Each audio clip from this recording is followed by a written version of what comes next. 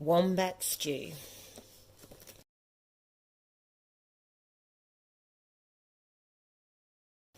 One day, on the banks of a billabong, a very clever dingo caught a wombat.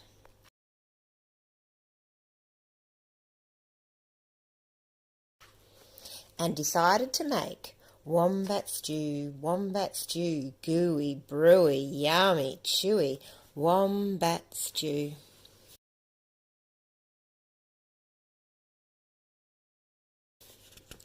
Platypus came ambling up the bank. "Good day, Dingo," he said, snapping his bill. "What is all that water for?"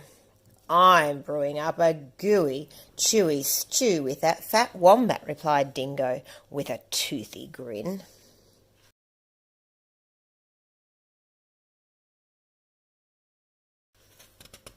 "If you ask me," said Platypus, "the best thing for a gooey stew is mud. Big blobs of billabong mud." "Blobs of mud," Dingo laughed. "What a good idea." "Rightio, in they go." So Platypus scooped up big blobs of mud with his tail and tipped them into the billy can.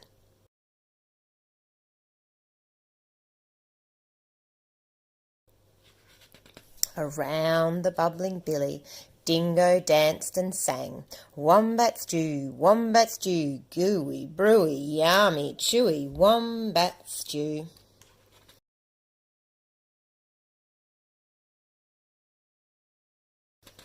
Waltzing out from the shade of the ironbarks came Emu. She arched her graceful neck over the brew. "Oh, Dingo," she fluttered, "what have we here?" "Gooey, chewy, wombat stew," boasted Dingo. "If only it were a bit more chewy," she sighed.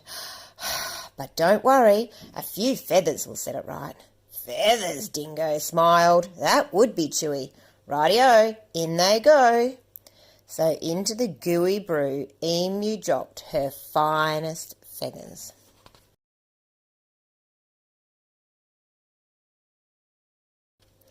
Around and around the bubbling billy Dingo danced and sang, wombat stew, crunchy munchy for my lunchy, wombat stew."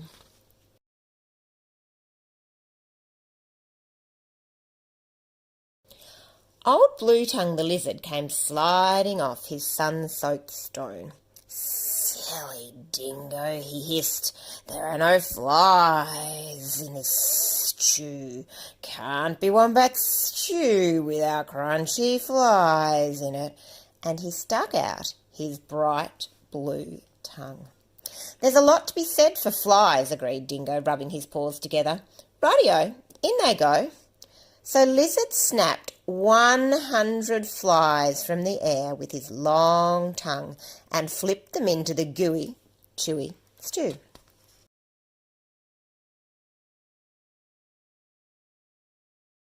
Around and around and around the bubbling billy Dingo danced and sang, wombat stew, crunchy munchy for my lunchy, wombat stew."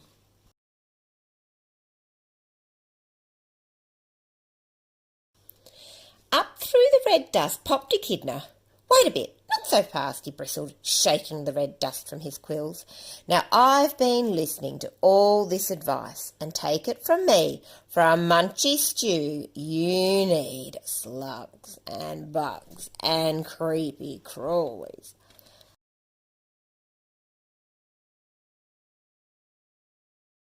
Dingo wagged his tail. "Why, I should have thought of that." "Rightio, in they go." So Echidna dug up all sorts of creepy crawlies and dropped them into the gooey, chewy, crunchy stew.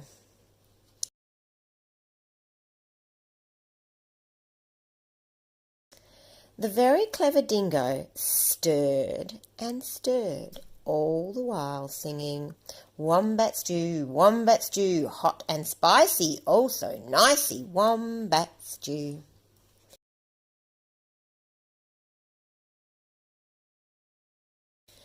Just then the sleepy-eyed koala climbed down the scribbly gum tree. "Ah, look here," he yawned. "Any bush cook knows that you can't make a spicy stew without gum nuts." "Leave it to a koala to think of gum nuts," Dingo laughed, and he licked his whiskers. "Rightio, in they go." And into the gooey, chewy, crunchy munchy stew, Koala shook lots and lots of gum nuts.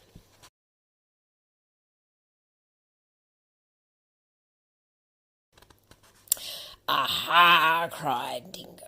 "Now my stew is missing only one thing." "What's that?" asked the animals. "That fat wombat." "Wait, stop! Hang on, Dingo. You can't put that wombat into the stew yet."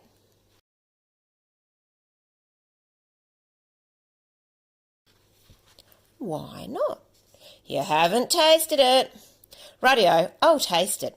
And that very clever Dingo bent over the billy and he took a great big slurp of stew.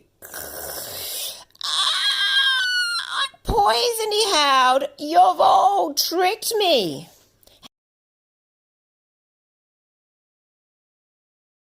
And he dashed away deep into the bush, never again to sing wombat stew, gooey, brewy, yummy, chewy, wombat stew.